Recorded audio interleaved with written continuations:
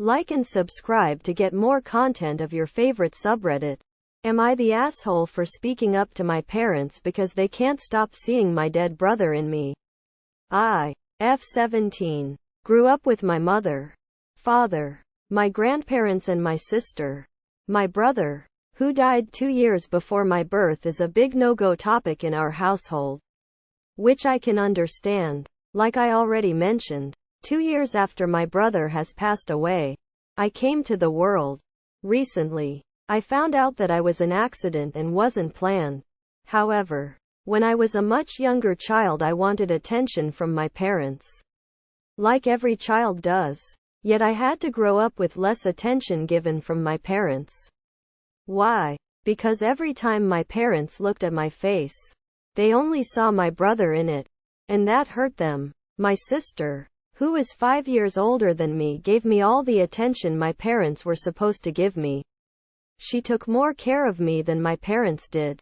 Because the only thing they saw on me was a representation of their dead child. I hated this feeling. I had to grow up with this shitty feeling. My parents once even told me that if I would be a boy, they would have named me after my brother.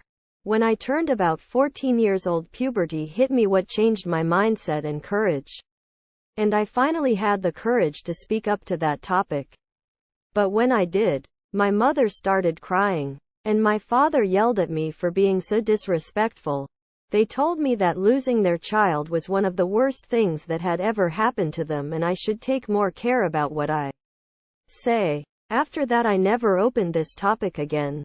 But recently my mother and I had this talk, whether I want children or not. And then she brought my brother up to the topic again. She again compared me to my brother. And I was so sick of it. I told her to stop, which turned into an argument.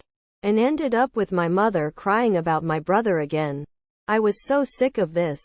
So I left the house and stayed over at my sister's place.